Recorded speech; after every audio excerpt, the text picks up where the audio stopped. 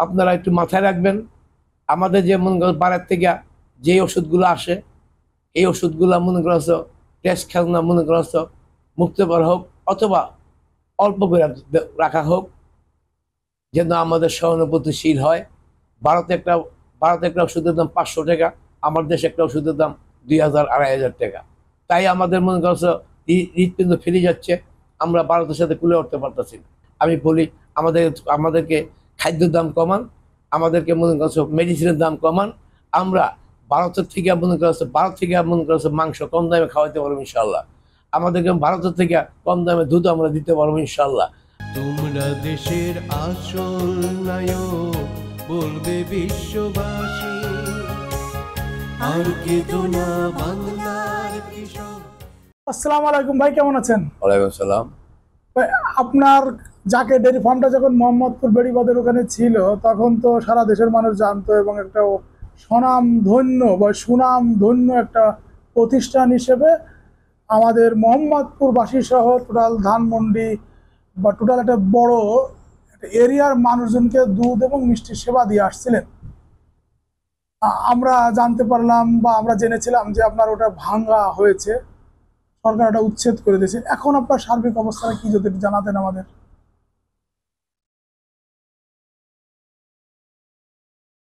বাইজিৎ ভাই, আপনার মাধ্যমে অনেক কথা বলেছিলাম, আর আপনার চ্যানেলে আপনি আমার একটা গান বাজাইছিলেন,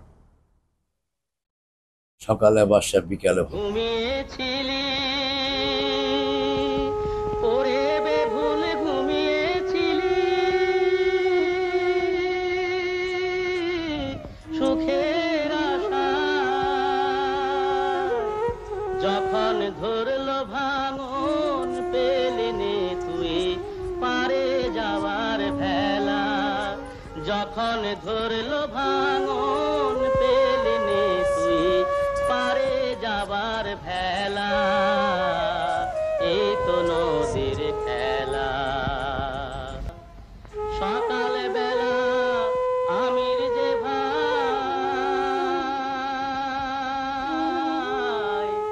ফকির সন্ধ্যা বেলায়, ও ভাই ফকির সন্ধ্যা বেলা।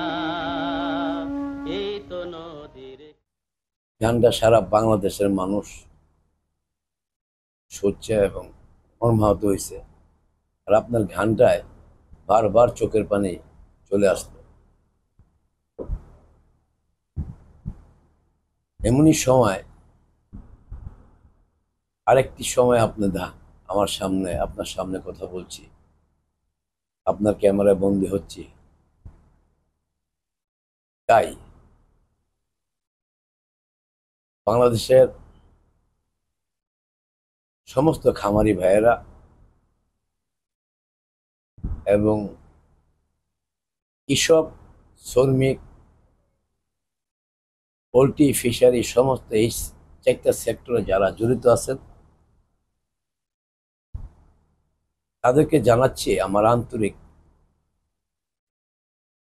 অন্তরের অন্তঃস্থল থেকে ভালোবাসা এবং সালাম। আসসালামু আলাইকুম।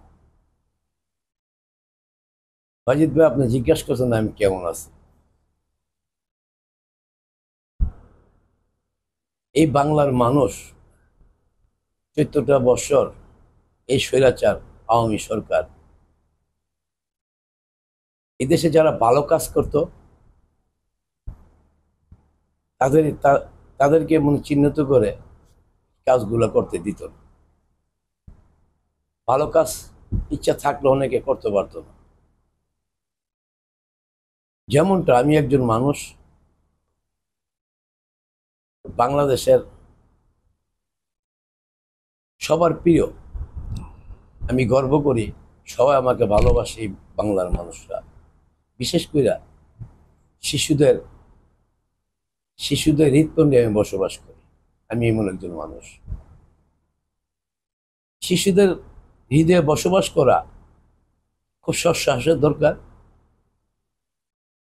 তার সৎ সাহস, সৎ ভালোবাসা, সৎ মানুষ, সৎকর্ম এবং 5টা দিক তার থাকতে হয়। শিশুদের হৃদয়ে কিভাবে বসবাস করতাম? যেই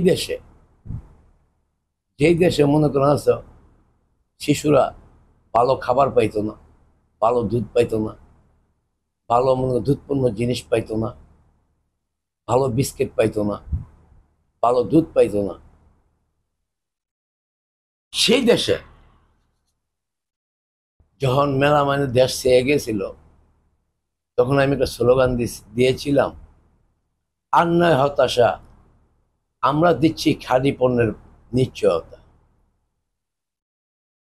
এই স্লোগান দিয়ে আমি মনে করছ ঢাকার নিকলে একদম নিকটবর্তী জায়গায় বসবাস করিয়া হাজার হাজার শিশুগো আমি খাড়ে দুধ দিতে পারছি।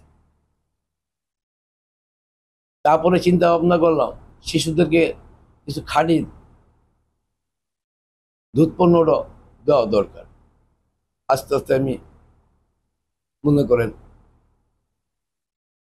মিষ্টির জগতে গেলাম,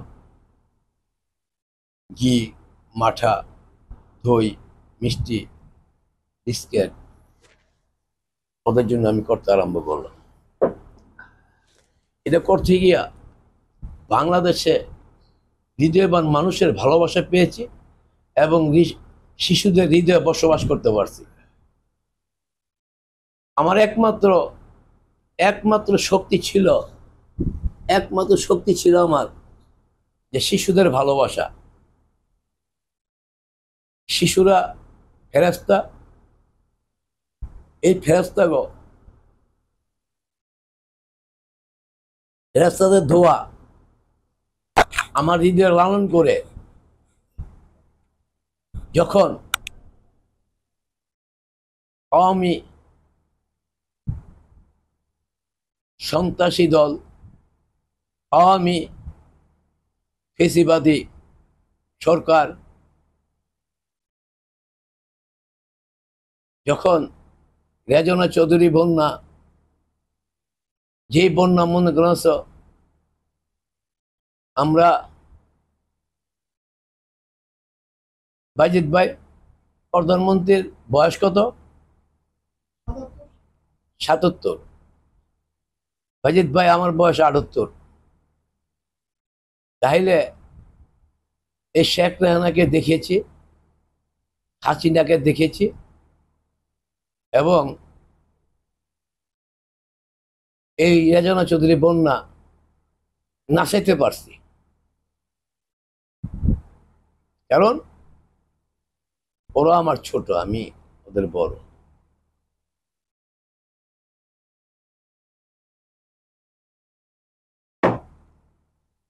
রেজনা বন্যা একটা পাকিস্তান আমলের চিহ্নিত ভাইজি, ও মনে করেন মানুষকে নাচা ভালো ভালো ঘরের মেয়েদেরকে নষ্ট করছে। আর আমি একজন মানুষ স্বাধীন এগাতে গরু পালি, আমার ফার্মটার বয়স 50-এর ঊর্ধ্বে। এই 50-এর ঊর্ধ্বে আমার খামারটা আমি শিশুদেরকে দুধ খাওয়াইয়া, মাংস খাওয়াইয়া ওদেরকে এনার্জি তৈরি করে দিচ্ছি, আর ওর জগতিকে নাচছে। যখন আমার পাশে খাল লিজ নিয়ে আসে, আমার পাশে একটা খাল ছিল, খালটা অবৈধভাবে লিজ নেয়, কারণ সুপ্রিম কোর্টের নিষেধ আছে বাংলাদেশে কোনো খাল লিজ হবে না। আওয়ামী স্বৈরাচার সরকারকে ক্ষমতায় খাড়াইয়া পাশে একটা খাল নিয়ে গড়ে তোলে ওর নাট্যশালা। এই নাট্যশালা তো গড়তে এসা ওর চোখ পড়ে আমার জায়গার উপরে, কারণ খালটা চিপা, ওর বিল্ডিং ওঠে না। আমাকে বলছিল 10 ফিট জায়গা দেওয়ার জন্য, জায়গার মূল্য দিবে, বিল্ডিং এর দাম দিবে। এসে প্রিয় আমার বাজিদ ভাই 10 সাল একটা ফাউন্ডেশনের বিল্ডিং ভাঙ্গিয়া তার 10 ফিট জায়গা দিতাম, টাকা দিবে, জায়গার দাম দিবে, ও কি সম্ভব? তখন আমি বলেছিলাম, তুমি আমার দিয়ে তাকাও না, আমি তুমি তুমি কি বলছো? তুমি আমার দিয়ে তাকে আমরা তো ছোট। তাই, কারণ আমি বাংলাদেশ গড়া কারিগর, আমি আনোয়ার জাতিকে কিছু দিয়ে আসছি, আর তুমি জাতিকে সর্বনাশ করছো। তুমি আর আমি এক জিনিস না। তো ভেবে দেখুন, আমি ভেবে দেখছি, ভেবে দেখছি, দেখছো কিন্তু আমি দেখছি। এ, তোমার আছে মুষ্টি কিছু দুষ্কৃত লোক, যাদেরকে রমণী ভোগ দিতে পারো, যাদেরকে রমণী দিয়ে নাচাইতে পারো, যাদেরকে মনে করেছো তারা। আর আমার আছে এই দেশের শিশুরা, ফেরেস্তা। শিশুরা, শিশু মানে কি? ফেরেস্তা। আমার লগে আছে শিশুরা, এই দেশের শিশুরা, এই দেশের মানুষ। তুমি আমাকে ধ্বংস করতে পারবে না। ধ্বংস করার হুমকি সে তখনই দিয়েছিল, কারণ শেখ রেহানা হাসিনা ছিল তার বান্ধবী। এই যে মনে করছো স্বৈরাচার আওয়ামী সরকারের সব ক্ষমতা খাটায়া শেখ রেহানাকে বলে তাকে দিল, লইল মনে করছো এই যে মেয়র আতিক, আরেক লোচ্চা, লোচ্চা নাম্বার 1। ওর বড় ভাই মনির সাহেব খুব ভালো মানুষ, শালা এলো লোচ্চা। আর ও বাকল প্রেস ক্লাবের সভাপতি, ওর নাম জানি কি ভাই? ভাই হ্যাঁ, মহিলা সভাপতি। যাক, ওকে নিয়া মিডিয়াকে অফ করে দিল। মিডিয়া অফ করে দিয়া আমাকে মনে করছ প্রথম সতর্কবাণী করছিল সামনে দিয়া, যে ৫ নম্বর জায়গাগুলো ভাঙছিল, যে বাড়ি বুড়ি দিছিল, সতর্কবাণী করলো, আবার আমাকে ডাকাইলো। তখন এই এই মনে করছ সিটি কর্পোরেশন যে ম্যাজিস্ট্রেট, এই ম্যাজিস্ট্রেট আমার কাছে ৫০ লাখ টাকা দাবি করে। ৫০ লাখ টাকা দাও, তাহলে তুমি বাঁচতে পারবে না। তোমাকে শেখ রেহানা, রেহানা চৌধুরী বন্যা তোমাকে ধরছে, মেয়র আতিক, তুমি থাকতে পারবে না। কেন? আমার ক্রয় করা সম্পত্তি, আমার জায়গা, আমার জমি, ঘর বানায় আমি রই, আর আমি থাকতে পারবো না। বাংলাদেশ থেকে এত বলে গেল গা, বসতে পারবা শুক্রবার দিন। তখন যখন আমার সামনে ভাঙ্গে, তখন আমি এই কথা শুনে আমি একটা হাইকোর্টে রিট করলাম। তারপরে আবার তারা গাড়ি লিয়ে হুমকি ধামকি ধুমকি দিয়ে গেল, আবার একটা রিট করলাম। দ্বিতীয় রিট হইল, আচ্ছা দেখেন, রিট করিয়া রিট জুলাই দিলাম, ৪টা-৫টা ব্যানার করিয়া। আগে এগুলো বলদা এই হাইকোর্টের রিট আগে ভাঙলো, বাঙ্গার বলে এখন আওয়ামী লীগের সরকার স্বৈরাচার, তুমি তো স্বৈরাচার সরকার ওরা কয় নাই, আওয়ামী সরকারের যা করে বুঝ্যন্য করে, তোর হাইকোর্টে রিট মিট ফালা। কিসের হাইকোর্ট? আমরা নিজেরই হাইকোর্ট। ম্যাজিস্ট্রেটের বাসা ছিল এমনই ভাবে। হাইকোর্টকে মনে করা হচ্ছে বৈরাঙ্গুল দেখায়া হাইকোর্টের রিট ভাঙ্গা, মনে করা হচ্ছে আমাকে সময় না দিয়া, কোনো সময় না দিয়া ১ ঘন্টার ভিতরে আমার বাড়ি ঘর, থাকার বাসস্থান, আমার ব্যবসার প্রতিষ্ঠান, চাকরি যেতে ভাঙতে লাগলো, আর লুট করা আরম্ভ হইল। সিটি কর্পোরেশনে আপনারা দেখেছেন কমসে কম ৩০-৪০টা ট্রাক নিয়ে আসছে। আমার যে মালামাল, ছাগল, ভেড়া, দুম্বা যা কিছু আছে, আগে ভাঙছে সিঁড়িগুলা, যেন আমরা নামতে না পারি। আমরা আমাদের ছাগল ভেড়া সহ সম্পত্তির জন্য আমাদের যে মালামাল আছে কিছু জন বার না করতে পারি। আটকায় দিয়া মনে কর ছাগল উড়ায় মুড়ায়, আর ছাগলগুলো ছিল ৩ তলায়। এই ছাগল, ভেড়া, দুম্বা এগুলি সব খালাই দিয়ে লুটপাট হওয়া শুরু করলো। অনেক গরু বাছুর লুট হয়েছে। তারপরে আমরা বেঁচে যেতে পারলাম না, চতুর্পাশে ঘেরাও দিয়া লাইলো। ঘেরাও দিয়ে মনে করছে আওয়ামী সন্ত্রাসী লোকজন, স্বৈরাচার সরকারের যত স্বৈরাচাররা আছে সবাই চতুর্পাশে হাজার হাজার পোলাপান লুটপাট শুরু করলো। 1 ঘন্টার ভিতরে নিলাম দিয়ে দিল, 1 ঘন্টার ভিতরে। নিলামটা একটা মজার ব্যাপার। নিলামটা দিয়েছিল 2 লাখ কত জানি, দিয়া মনে করা 2,14,000 নিলামটা দিয়েছিল। নিলামটা মনে করা মিনিস্টার মনে করা 2,14,000 দিয়া মিনিস্টারের মনে করা 20 লাখ, মিনিস্টারের 20 লাখ আর সরকারি খাতায় 2,14,000। মজার ব্যাপার। 24 ঘন্টা পরে আবার নিলাম হয়, ওই গ্রুপ শেষ নিতে পারে না, আবার নিলাম হয়। আবার নিলাম হইয়া আবার মনে করছো ওদেরকে দেওয়া হলো 24 ঘন্টা। এই পরে নিলাম জানি কত হয়েছে, মিনিস্টারের আবার 20 লাখ, সেটা জানি আবার 20 লাখ। ওটা 24 ঘন্টা পার হয়েছে, তারপরে আবার নিলাম হয়েছে, ওদেরকে দেওয়া হলো 48 ঘন্টা। 48 ঘন্টা সিটি কর্পোরেশনের নিলাম দিছে, কিন্তু মনে করা হচ্ছে নিলাম সরকার নিলাম দিয়া দিছে। ম্যাজিস্ট্রেট মানে কি সরকারি, তো নিলাম দিয়া দিছে। নিলাম দিয়া মনে করা হচ্ছে সিটি কর্পোরেশনের বোর্ডার দিয়া মনে করা হচ্ছে ভাঙ্গে বিল্ডিং ভাঙ্গে। এত বড় বিল্ডিংটা যেখানে কোটি কোটি টাকা ইনভেস্ট করা, সেই প্রতিষ্ঠানে মনে করা হচ্ছে আমার মালামালে ছিল পরে মনে করা হচ্ছে 1 কোটি টাকার উপরে। শুধু আমার ভুষা গরুর খাবার ছিল 1 কোটি টাকার মনে করো খাবার। তারপরে মনে করো গরুর যা হান্ডি পাতলে আবির জাবি যত কিছু আছে। আর প্রথম নিলামের সময় তো আমার ঘরের মালামাল যা কিছু সব তো লুট করে নিয়ে নিছে, কাঠ পালং যা আছে সব তো লুট করে নিয়ে নিছে। পরের সেক্টর আইছে এটা, এমন এইভাবে লুটপাট কইরা মনে করো বিলীন করে দিল জাকের ডেয়ারি ফার্ম বিলীন কইরা। তখন মনে করো সাইনবোর্ড দিল প্রতিবন্ধীদের স্কুল। যখন হাইকোর্টে মুখ করা হইল তখন ম্যাজিস্ট্রেট ফেসে যায়, একমাত্র জাকের ডেয়ারি ফার্ম ভেঙে ফেললা, জাকের ডেয়ারি ফার্ম বাংলা, জাকের ডেয়ারি ফার্মই মনে করা খালো গেছে, ওইটা করছে ডেঙ্গু বানাইছে, আর কোনো খামার নাই ঢাকা শহরে। হাইকোর্ট প্রশ্ন করল ম্যাজিস্ট্রেটকে। তখন এ আবার মনে করা হচ্ছে ম্যাজিস্ট্রেট তো ফেসে যায়। আতিক লোচ্চা আতিক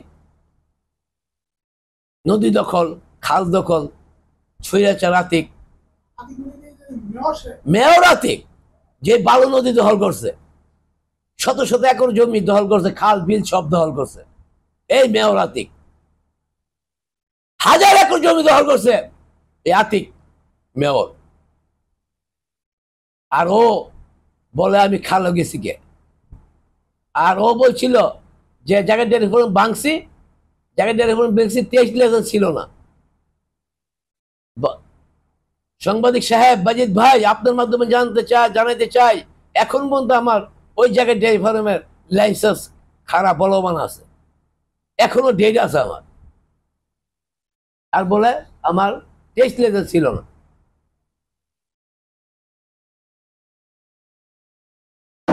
আমার প্রতিষ্ঠানে জাইরি সেক্টরের 23 লাইসেন্স আছে। আমি বুশপ, আমি ফিট কোম্পানি, আমি ফিট বিক্রি করতাম, লাইসেন্স আছে। আমি মনে করছো মিষ্টির দোকানদার লাইসেন্স আছে। আমি মনে করছো সমস্ত কাগজপত্র সবকিছু আমার আছে। মনে করছো এই যে জায়গার মধ্যে যদি কাগজপত্র ঠিক না থাকতো কিভাবে আমাকে ব্যাংক লোন দেয়। আরেকটা মজার ব্যাপার হইলো টাকা পয়সা সবই দিয়ে দিছে, অল্প কিছু টাকা বাকি রয়েছে, অল্প কিছু টাকা সুদের টাকা অল্প কিছু বাকি আছে সামান্য। সেই জন্য ব্যাংক কিন্তু আমার নামে মামলা করছে, জানতাম না। আমি তো এই এলাকায় ওই প্রতিষ্ঠানে নাই, কিন্তু আমার নামে ওয়ারেন্ট হয়ে গেছে। কয়দিন আগে হাজিরা দিয়ে আসলাম।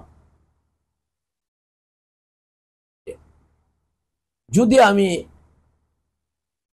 ব্যাংকের টাকা লোন নিতে পারি জায়গার উপরে, ব্যাংক কোনোদিন কাগজপত্র ছাড়া, জেনুইন কাগজপত্র ছাড়া, ট্যাক্স লাইসেন্স ছাড়া হোল্ডিং চেস সমস্ত সব পানি বিল, ওইটা সে পানি বিল কারেন্ট বিল সমস্ত না দেখিয়া ব্যাংক কোনোদিন লোন দেয় না। লোনকৃত জায়গা বলতেছে যে ওই দেখেন নাই, হাসতে ছয়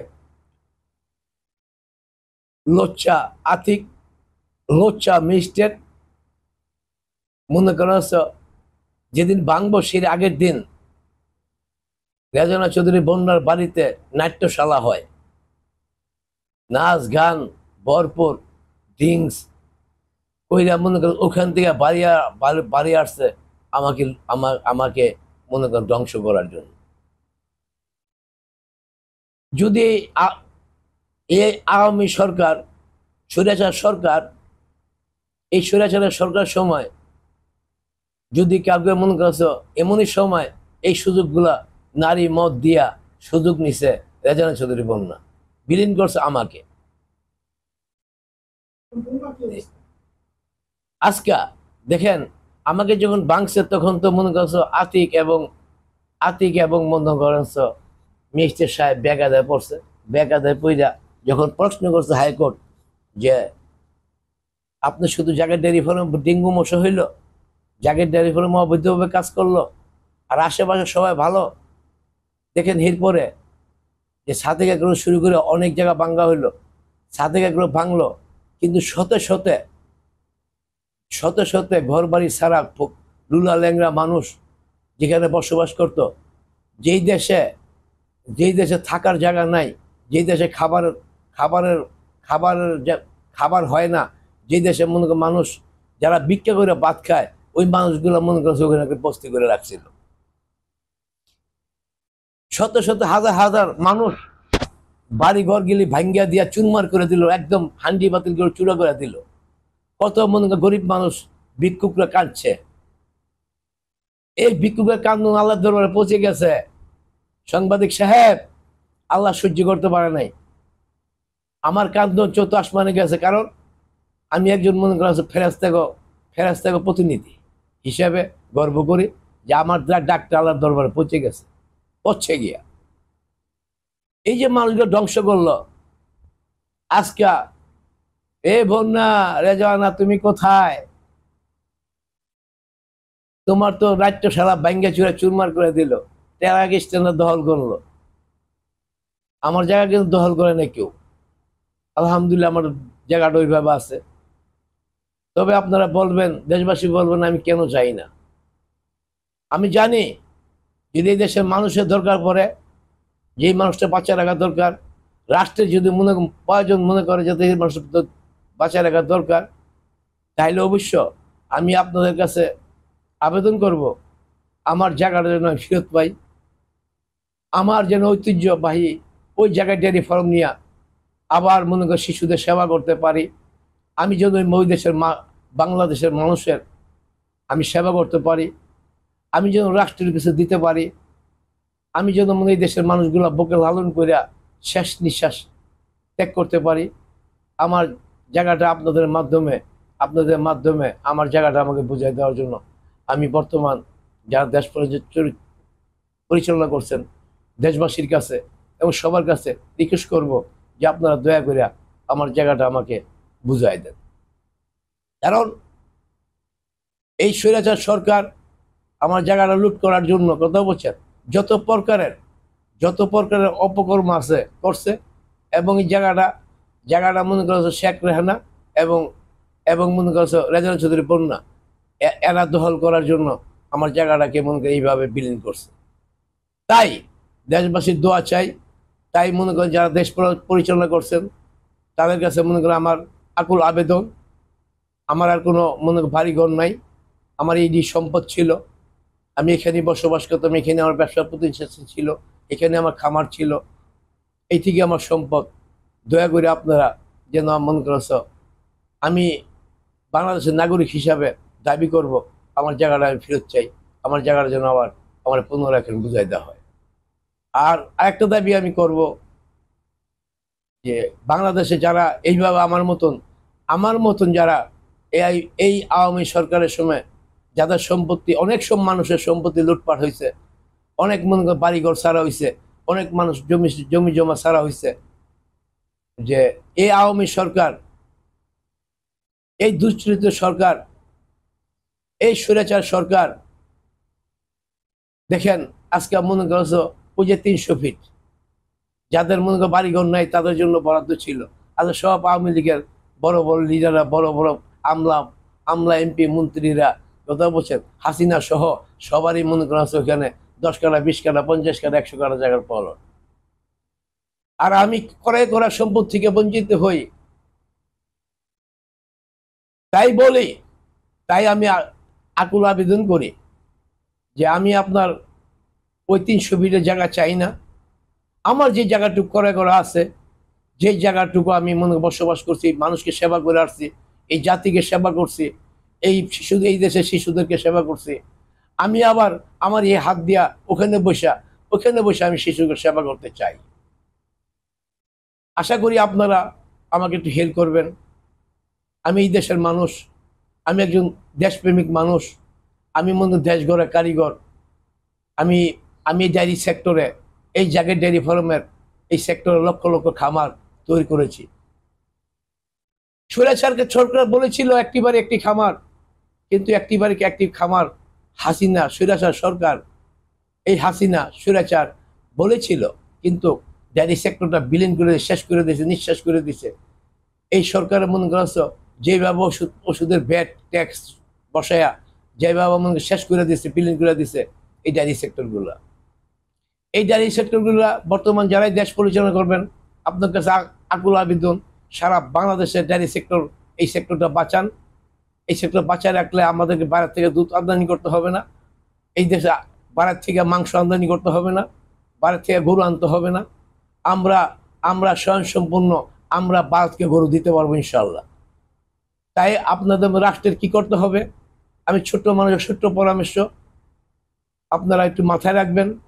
আমাদের যে মনে করো বাইরের থেকে যে ওষুধগুলো আসে, এই ওষুধগুলো মনে করছো টেস্ট খেলনা মনে করছো মুক্ত করা হোক, অথবা অল্প করে রাখা হোক, যেন আমাদের সহানুভূতিশীল হয়।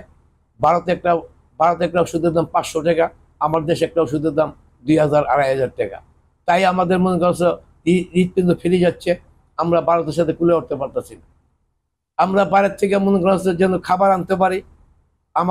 আমাদের খাবারের বিশেষ প্রয়োজন কি, মনে করছে আমাদের গরুর খাবার দরকার হলো গম, ভুট্টা, কথা বলছেন, গম, ভুট্টা, ছোলা, ডাবলি, এগুলো আমাদের বিশেষ প্রয়োজন। এবং মনে করো বাইরে থেকে যেন অন্তপক্ষ শুল্ক মুক্ত মনে করছে আমরা এই দেশে গরু খাবারটা আনতে পারি। মানুষের জন্য মনে করছো আপনার যেমন মানুষের খাবারের ট্যাক্স খেলনা ব্যাট উঠাই দিচ্ছেন, এই সেক্টর করতে উঠাই দেন। আর মনে করছো যে এটা যে মেডিসিনটা মনে করছো ট্যাক্স খেলনা ব্যাট হয়তো কমাই দেন, পারলে উঠাই দেন। আর সমস্ত কোম্পানিগুলো, ওষুধ কোম্পানির সাথে বৈশা অন্তপক্ষ আলাপ আলোচনা কইরা যতস রেট দাম যেন নির্ধারিত হয় সরকারিভাবে নির্ধারিত হইলে, তাইলে ওরা ওদের মন গড়া দাম নিতে পারবে না। আর আমাদেরকে মনে করছে বাড়তি পয়সা দিয়া আমাদের ডুবে মরতে হবে না।